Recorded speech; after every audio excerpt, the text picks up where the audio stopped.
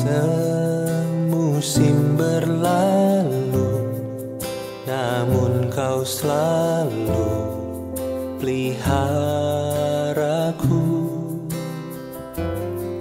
Kasih dan setiamu tak pernah layu di hidupku. Lebih luas dari samudra, kebaikanmu Bapa takkan habis di hidupku. Lebih tinggi dari cakrawala, tak terbatas kasih-Mu. Sungguh ku bersyukur.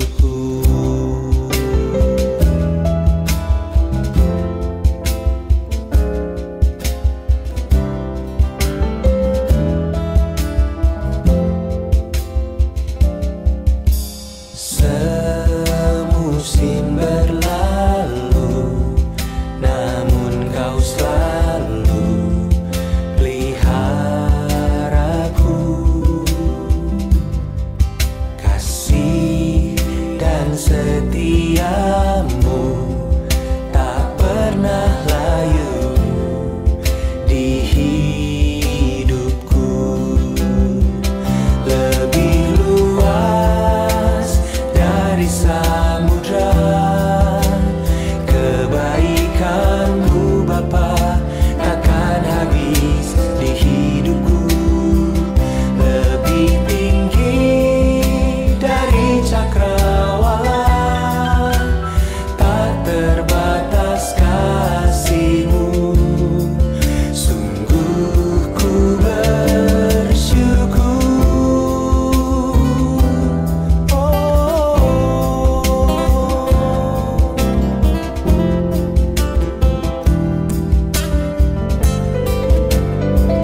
Lebih luas dari samudra, kebaikanmu Bapa takkan habis di hidupku. Lebih tinggi dari cakrawala, tak terbatas kasih-Mu. Sungguh ku bersyukur.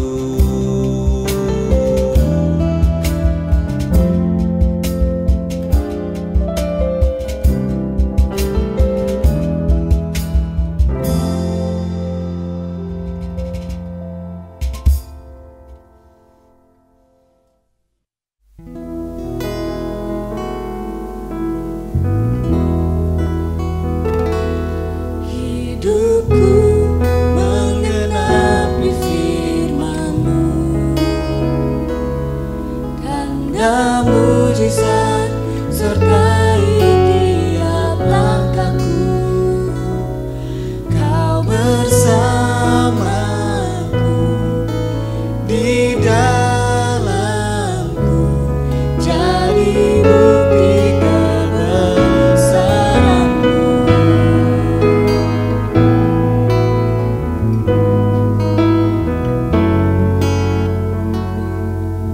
Tuhan, Kau sempurna dalam rencana-Mu dan karya-Mu.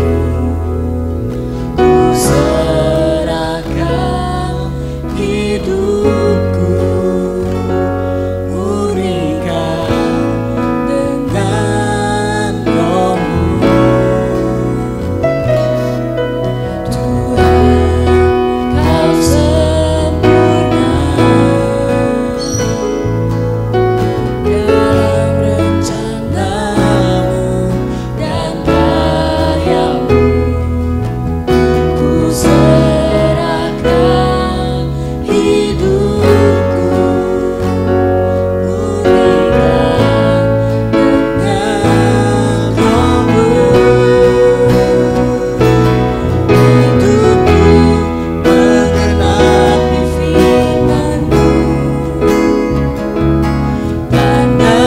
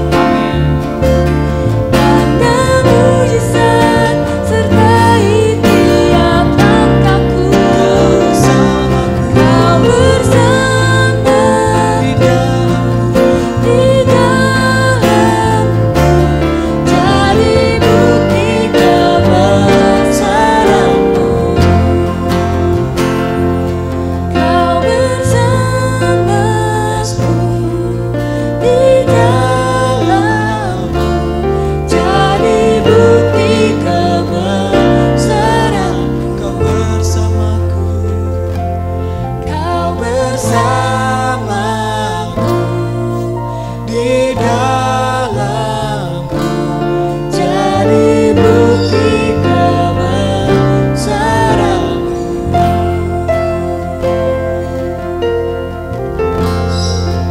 Kau bersamaku Tuhan,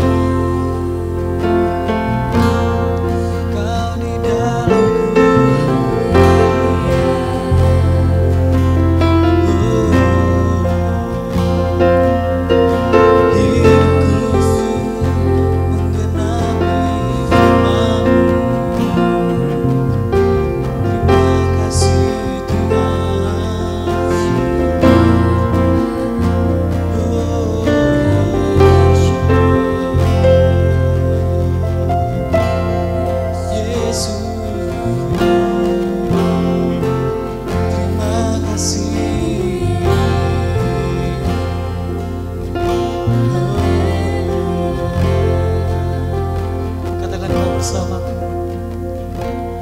Kau bersamaku, di dalamku, jadi bukti kebesaranmu. Kau bersamaku, Kau bersamaku, di dalamku, jadi bukti kebesaranmu.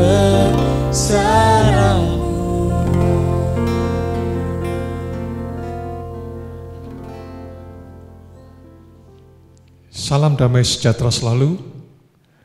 Pada kesempatan yang berbahagia ini, kita kembali berjumpa dalam acara Gereja Elim Tabernakel Menyapa. Sebelum kita belajar bersama kebenaran firman Tuhan, mari kita berdoa terlebih dahulu.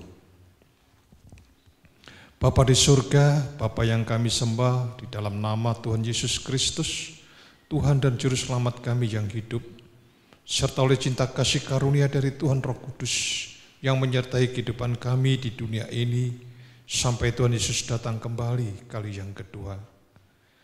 Kami mengucap syukur kepadamu kalau kami boleh tetap berada di dalam kemurahan dan anugerah-Mu. Buka hati dan pikiran kami untuk kami memahami firman-Mu.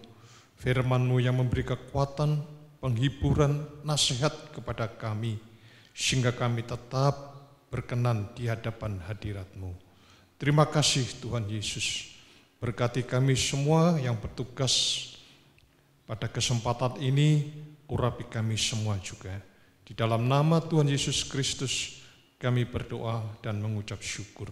Haleluya. Amin. Puji nama Tuhan, jemaat yang dikasihi oleh Tuhan, yang berada di rumah. Pada kesempatan yang berbahagia ini kita akan belajar bersama kebenaran firman Tuhan ya dengan pokok bahasan raksasa dalam kehidupan.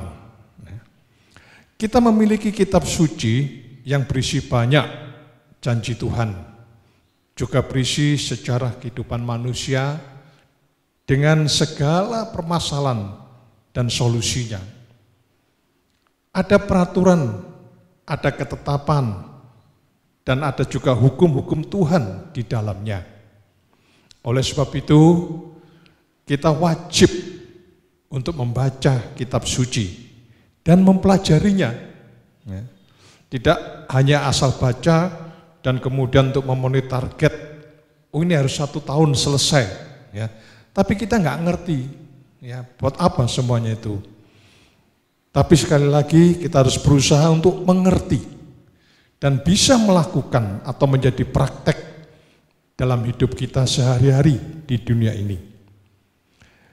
Kitab suci kita ini tidak hanya mengajarkan tentang kebaikan atau perbuatan-perbuatan baik, tetapi juga kebenaran di hadapan Tuhan, di mana dari kebenaran ini nantinya akan menuju kepada keselamatan dan kekekalan hidup sebagai tujuan akhir hidup kita. Banyak yang bertanya juga, apa gunanya kita baca kitab suci? Bukankah dari khotbah pendeta kita sudah cukup, ya. Belum jemaat yang dikasihi Tuhan, kita harus mempunyai suatu pemahaman, suatu persekutuan pribadi dengan Tuhan kita Yesus Kristus melalui kitab sucinya ini. Jemaat yang dikasihi oleh Tuhan bisa baca di rumah, ya. Roma 15 ayat yang keempat, 1 Korintus 10 ayat yang ke-11, dan satu lagi 2 Timotius 3 ayat 15 sampai 17. Nah, ini yang akan kita baca, ya. 2 Timotius 3 ayat 15 sampai 17. Jemaat yang dikasihi Tuhan, mungkin Alkitab yang banyak kita baca selama ini adalah versi terjemahan baru. Tetapi saya akan membacakan di dalam versi firman Allah yang hidup, ya. Karena di sini lebih jelas. Ya, 2 Timotius 3 kita baca ayat 15 sampai 17. Engkau tahu bagaimana kitab suci diajarkan kepadamu pada waktu engkau masih kanak-kanak. Dan inilah yang menjadikan engkau bijaksana, sehingga menerima penyelamatan Allah dengan beriman kepada Kristus Yesus. Seluruh kitab suci diberikan kepada kita melalui ilham Allah dan berguna untuk mengajarkan kebenaran kepada kita, serta menyadarkan kita akan apa yang salah dalam hidup kita. Kitab suci meluruskan dan menolong kita melakukan hal-hal yang benar. Itulah cara Allah menjadikan kita siap dalam segala segi, diperlengkapi dengan sempurna untuk berbuat baik kepada semua orang. Puji Tuhan, ya. Jadi itu guna kita membaca, mempelajari kitab suci. Kalau kita tidak pernah baca kitab suci, ya, tidak pernah baca, tidak pernah buka Alkitab, bagaimana kita tahu ada perkara-perkara yang disukai Tuhan dan juga ada perkara-perkara yang berkenan dan menyenangkan hati Tuhan? Ya, saya berikan satu contoh, ya, contoh yang sering terjadi dalam kehidupan kita sehari-hari, yaitu perkara dusta atau perkara bohong. Banyak orang beranggapan, juga termasuk orang Kristen di dalamnya, kalau kita bohong kecil-kecilan itu enggak masalah. Atau ada yang mengatakan bohong putih untuk kebaikan bersama, nah, itu juga enggak apa-apa, ya. Tapi itu menurut penilaian kita. Sekali lagi, itu menurut penilaian kita sendiri. Bagaimana dengan penilaian Tuhan? Ya. Penilaian Tuhan ini tidak pernah bergeser dan tidak pernah berubah, ya. Coba kita baca, ya. Ini penilaian Tuhan. Kalau kita menilai nggak masalah, ya. Tapi bagaimana dengan penilaian Tuhan? Kita baca dalam Amsal pasal 6 ayat 16 sampai 19. Begini firman Tuhan. 6 perkara ini yang dibenci Tuhan, ya, berarti tidak disukai. Bahkan 7 perkara yang menjadi kekejian bagi hatinya: mata sombong, lidah dusta, tangan yang menumpahkan darah orang yang tidak bersalah, hati yang membuat rencana-rencana yang jahat, kaki yang segera lari menuju kejahatan, seorang saksi dusta yang menyembur-nyemburkan kebohongan dan yang menimbulkan pertengkaran saudara, baik dalam keluarga maupun dalam gereja, ya. 7 perkara yang menjadi kekejian bagi hati Tuhan, ya. Salah satunya adalah lidah dusta. Nah, lupa itu kan perjanjian lama, ya. Kalau dalam perjanjian baru lebih banyak lagi. Efesus 4 ayat 25 katakan, buanglah dusta dan berkatalah benar seorang dengan yang lain. Kolose 3 ayat 9 mengatakan jangan lagi kamu saling mendustai. Ya. Jadi sekali lagi penilaian Tuhan tidak pernah bergeser. Hanya manusialah yang berubah dan menilai, mengecilkan nilai dosa. Ya. Nah, kalau kita ini dalam hidup kita, bagaimana kita bisa mendapat berkat Tuhan dan berkenan kepadanya kalau kita ini sering salah dengan lidah kita.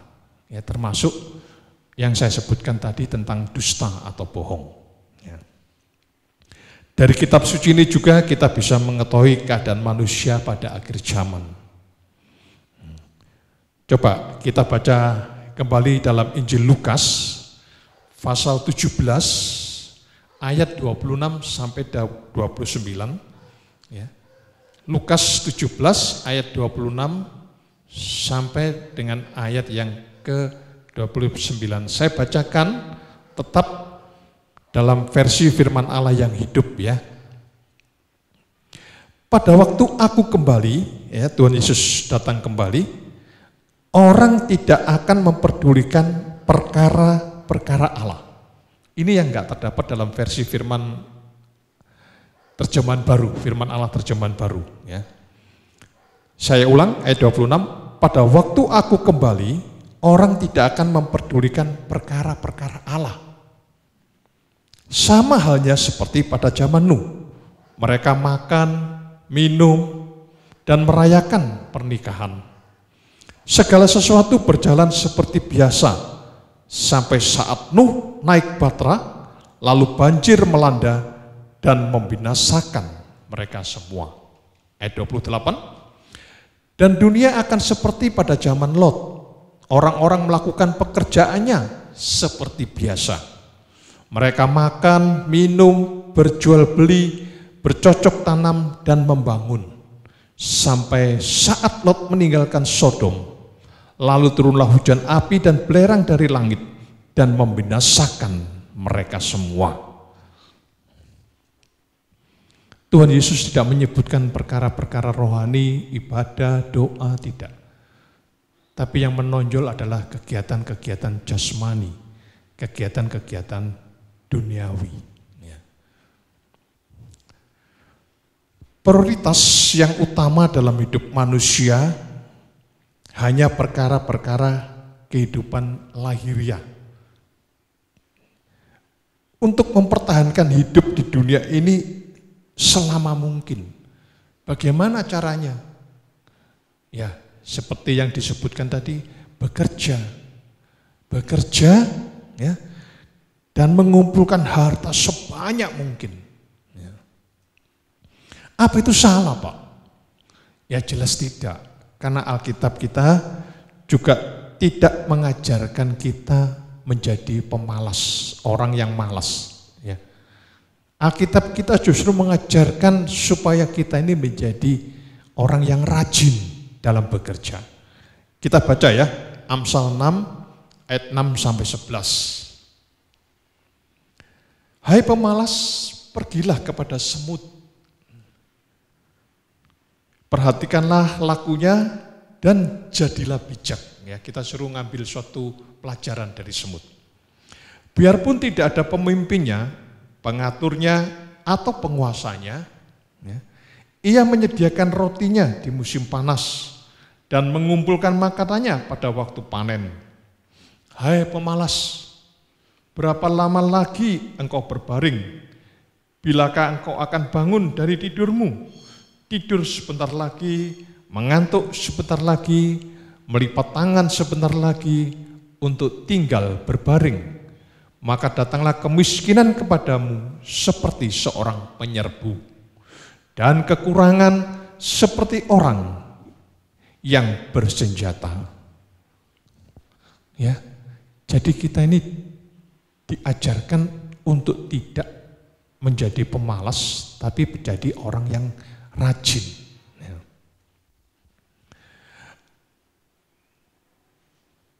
Dalam surat 2 Tesalonika 3 ayat 10, ya, dalam perjanjian baru, Rasul Paulus juga jelas sekali, orang yang tidak mau bekerja janganlah ia makan.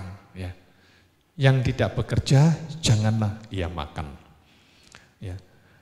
Akan tetapi, ya, jemaat yang dikasihi Tuhan, jangan habiskan waktu kita itu hanya untuk memenuhi kebutuhan-kebutuhan jasmani saja atau yang bersifat duniawi. Seperti tadi yang dikatakan dalam Injil Lukas 17. Waktu Tuhan Yesus datang, ya, orang tidak memperhatikan perkara-perkara Allah, mengabaikan perkara-perkara Allah. Utamakan juga perkara-perkara rohani. Prioritaskan juga perkara-perkara Allah. Ya.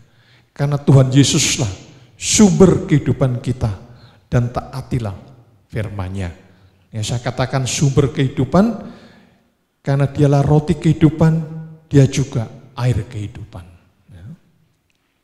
Dia juga berfirman dalam Yohanes 6 ayat 27, bekerjalah bukan untuk makanan yang dapat binasa, melainkan untuk makanan yang bertahan sampai kepada hidup yang kekal, yang akan diberikan anak manusia kepadamu. Sebab dialah yang disahkan oleh Bapa Allah dengan meterainya. Berusahalah untuk mentaati segala yang diucapkan Tuhan atau firman Tuhan, karena dari situlah kehidupan kita. Ya. Rasul Paulus dalam suratnya kepada jemaat di Filipi juga memberikan nasihat. Ya. Ini kita baca juga dalam versi firman Allah yang hidup. Filipi 3 ayat 18 sampai 20. Filipi 3 ayat 18 sampai 20. Sebab telah sering saya katakan sebelumnya, dan sekarang dengan bercucuran air mata, saya ulangi bahwa ada banyak orang yang menamakan diri Kristen, tetapi sebenarnya memusuhi salib Kristus. Hari depan mereka ialah kebinasaan kekal, sebab mereka bertuhankan hawa nafsu. Ya, kalau dalam terjemahan baru, bertuhankan perut. Ini lebih luas, sebab mereka bertuhankan hawa nafsu. Dan mereka membanggakan hal-hal yang sebenarnya mengaibkan mereka. Yang mereka pikirkan hanyalah kehidupan di dunia ini. Padahal tanah air kita ialah surga, yaitu bersama dengan juru selamat kita, Tuhan Yesus Kristus. Dan kita menantikan dia kembali dari sana. Puji Tuhan. Ya. Manusia akhir zaman ini tidak hanya cinta uang, ya, tetapi sudah menjadi hamba uang, yang berarti juga diperbudak oleh uang atau oleh pekerjaan itu sendiri. Mereka tidak sungguh-sungguh di dalam beribadah, ya.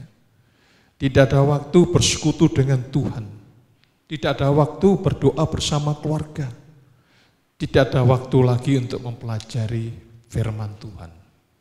Ya. Karena yang diutamakan tadi hanya perkara-perkara lahiriah, jasmani. Ya.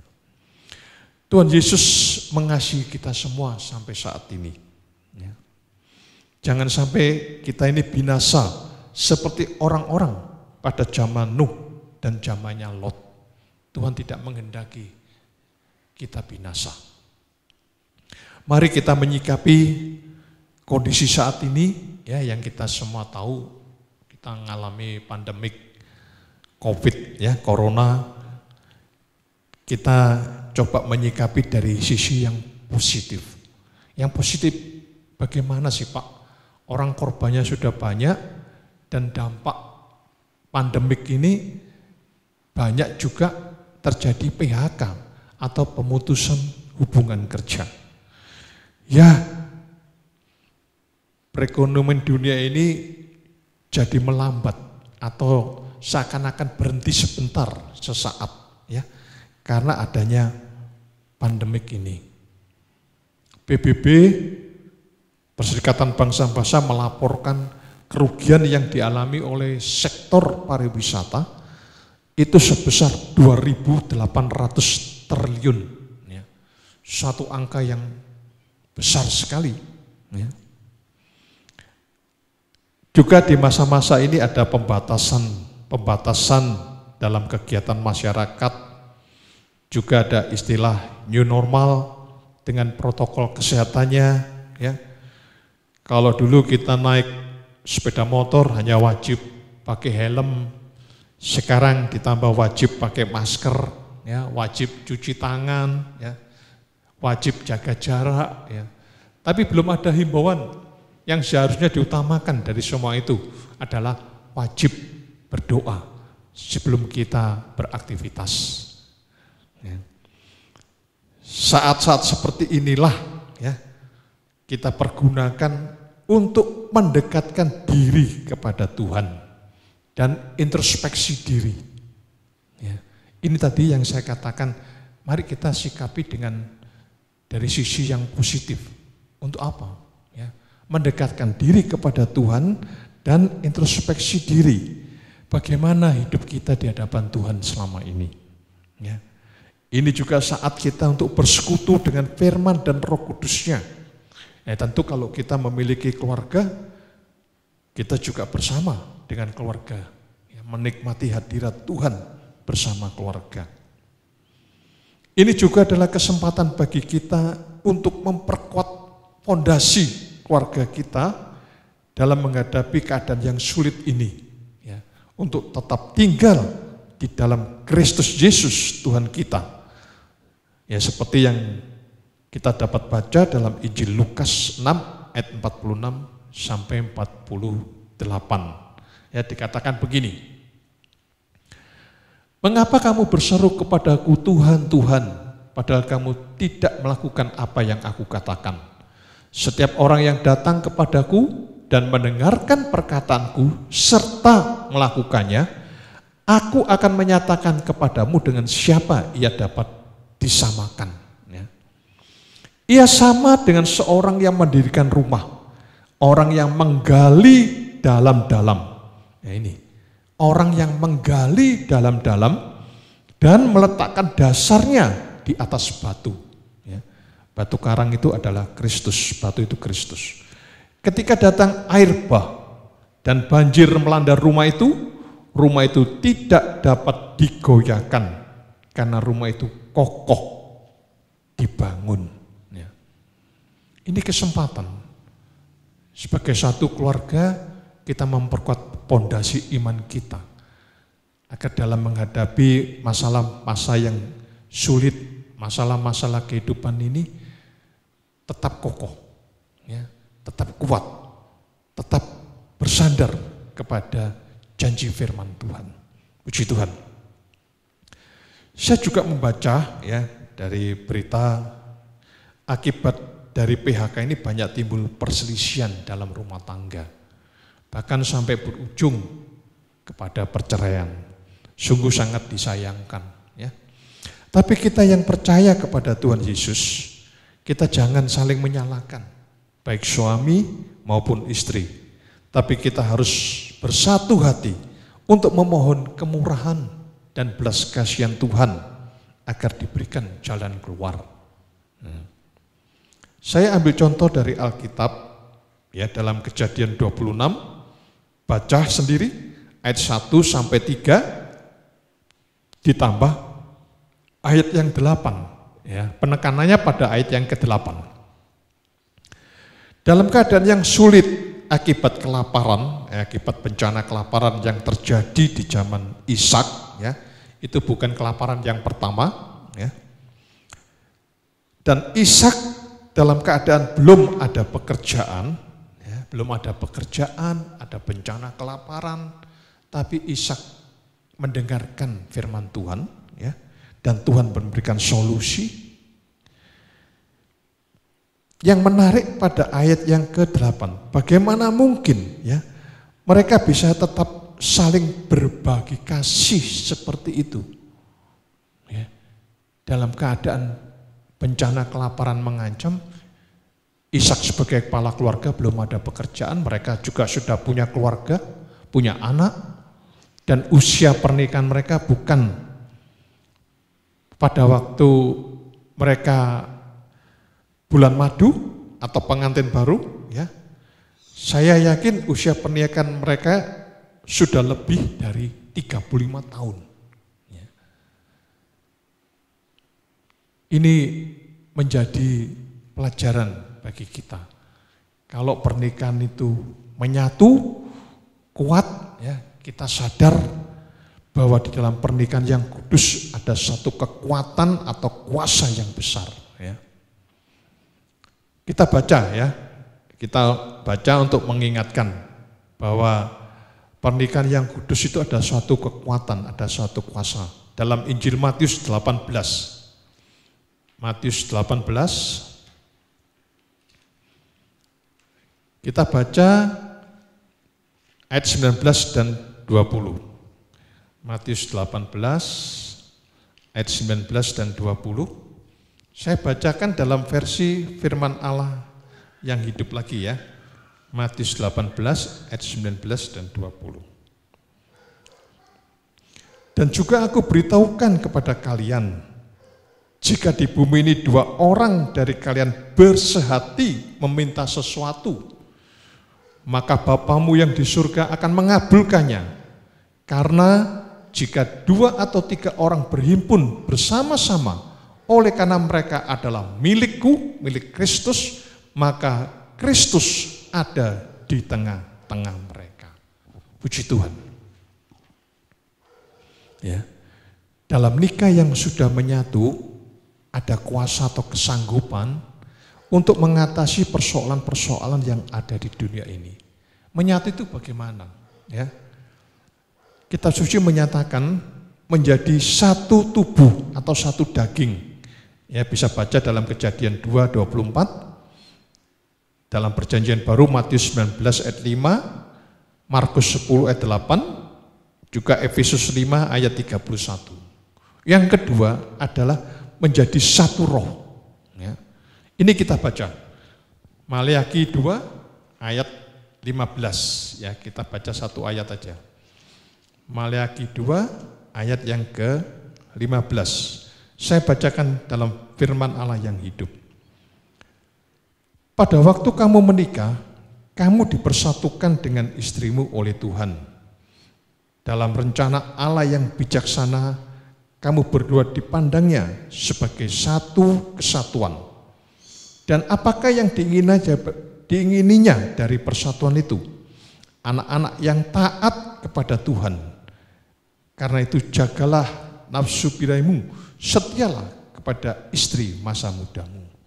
Kalau di dalam terjemahan baru, ya, dikatakan begini, Maleakhi 2 ayat 15, bukankah Allah yang Esa menjadikan mereka daging dan roh? Ya. Dan apakah yang dikehendaki kesatuan itu? Keturunan ilahi. Jadi jagalah dirimu, dan janganlah orang tidak setia terhadap istri dari masa mudanya. Ya. Puji Tuhan. Ya.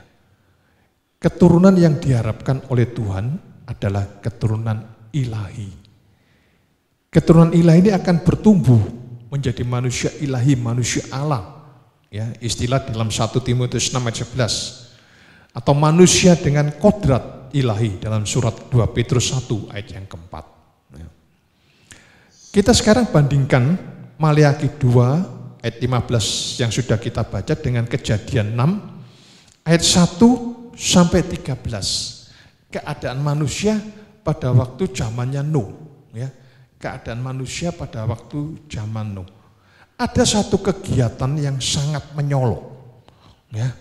Kita baca Kejadian 6 ayat 1 sampai 13, tapi ayat yang kedua, ya saya tekankan begini, ayat yang kedua.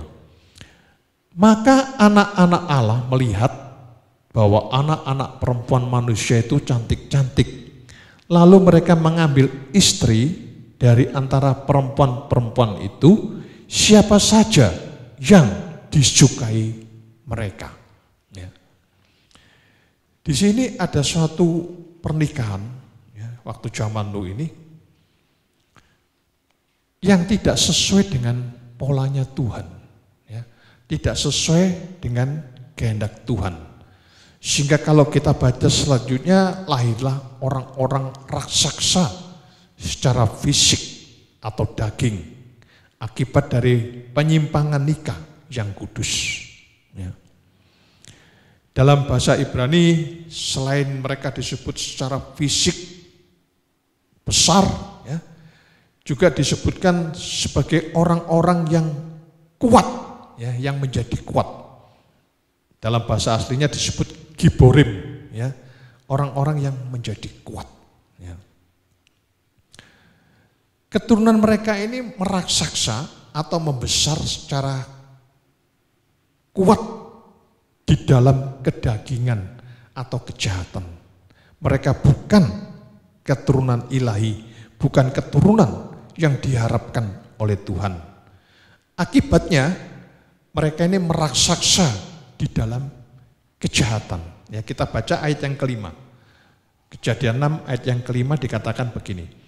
Ketika dilihat Tuhan bahwa kejahatan manusia besar di bumi dan bahwa segala kecenderungan hatinya selalu membuahkan kejahatan semata-mata, maka menyesallah Tuhan bahwa Ia telah menjadikan manusia di bumi dan hal itu memilukan hatinya. Ya. Ternyata dari pernikahan yang menyimpang itu lahirlah keturunan, ya, yang meraksasa, yang membesar, yang menguat, tetapi di dalam kejahatan. Nah, untuk apa semua itu? Ya, hanya akhirnya untuk dimusnahkan oleh Tuhan. Gereja Tuhan zaman akhir ini kita tidak lagi menemui sosok seorang raksasa yang secara fisik, ya. Kita menemui orang yang secara fisik normal, ya. Tapi sulit untuk dinasihati, ya. Karena sudah menjadi raksasa, sudah menjadi kuat, menjadi besar di dalam kekerasan hati, ya. Di dalam keinginan nafsu, mata, daging, di dalam keangkuhan hidup, di dalam ketidaktaatan. Ya. Jadi kalau kita ketemu orang Kristen seperti ini, kita jadi takut. Ada perasaan gak nyaman. Ya. Seperti kita ketemu raksasa. Orang yang keras, orang-orang yang kasar. Ya, bahkan saya pernah mendengar orang itu dengan bangganya ya, memamerkan, saya ini orangnya keras loh. Dengan keras kok bangga, ya. Bukankah ini semua seperti raksasa, ya, meraksasa, membesar, menguat di dalam kejahatan, sukar untuk dinasihati. Oleh sebab itu 2 Timotius 3 mengatakan akhir zaman ini kita akan mendapatkan masa-masa yang sulit. Ya. Kita mungkin tidak ketemu raksasa sungguhan, tapi kita ketemu orang-orang yang meraksasa di dalam kejahatan. Oleh sebab itu, selagi kita diizinkan untuk berkumpul bersama keluarga, pergunakan waktu-waktu ini untuk melakukan perkara-perkara rohani. Seperti membangun mezbah, ibadah dalam rumah, keluarga, dan sedini mungkin mendidik anak-anak di dalam kebenaran firman Tuhan. Ya. Kita sebagai orang Kristen, kita mempunyai kontribusi, kita mempunyai andil di dalam menyelamatkan dunia ini dengan menjadikan anak-anak kita keturunan yang ilahi, yang takut dan taat kepada Tuhan. Bukan menjadi raksasa di dalam perbuatan daging dan kejahatan. Hanya dengan pertolongan Roh Kudus dan firman yang dapat menaklukkan para raksasa di akhir zaman ini. Berdoa selalu. Puji Tuhan, Tuhan Yesus memberkati. Amin. Hidupku mengenapi firman-Mu, tanda mujizat sertai tiap langkahku. Kau bersamaku di dalamku, jadi bukti kebesaran. Sama-sama lebih lagi katakan, hidupku menggenap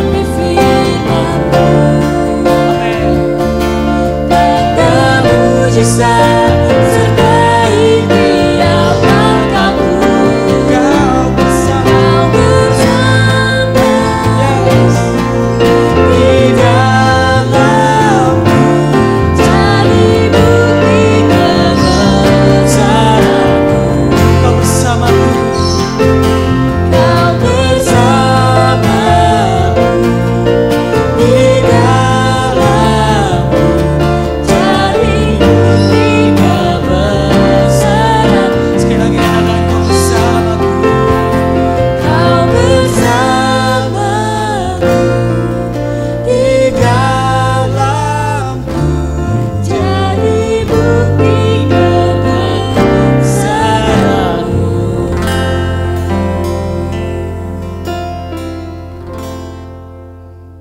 Mari kita berdoa. Bapa di surga, kami mengucap syukur kepadamu kalau kami boleh mengerti firman-Mu. Kami tidak ingin keluarga kami, anak-anak kami menjadi raksasa di dalam kedagingan dan kejahatan. Tapi biar mereka semua Tuhan boleh menjadi pahlawan-pahlawan di dalam kebenaran firman Tuhan. Mereka membesar dalam hikmat, mereka membesar dalam segala kebaikan Tuhan. Terima kasih Tuhan Yesus, terima kasih. Kuduskan selalu kehidupan kami, bimbing pimpin oleh Roh Kudus-Mu, oleh firman-Mu, sampai kami serupa dengan Kristus. Itulah tujuan keubahan hidup kami, bukan menjadi raksasa di dalam kejahatan. Terima kasih Tuhan Yesus. Di dalam nama Tuhan Yesus Kristus kami berdoa dan mengucap syukur. Haleluya. Amin.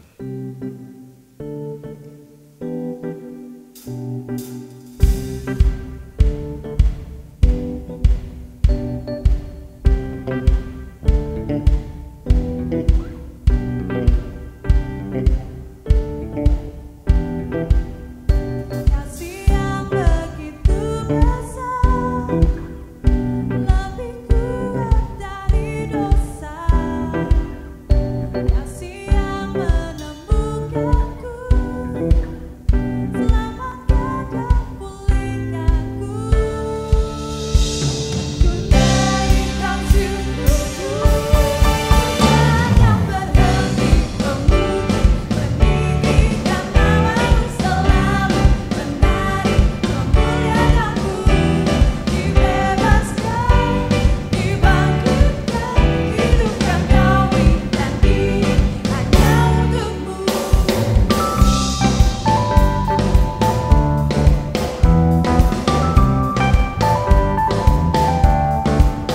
Kasih yang begitu besar, lebih kuat dari dosa.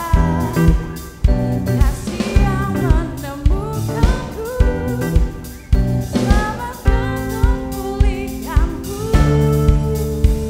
Ku naikkan syukurku, takkan berhenti meninggikan nama-Mu selalu, menari memuliakanmu. Dibebaskan, dibangkitkan, hidupkan kami dan diri hanya ku naikkan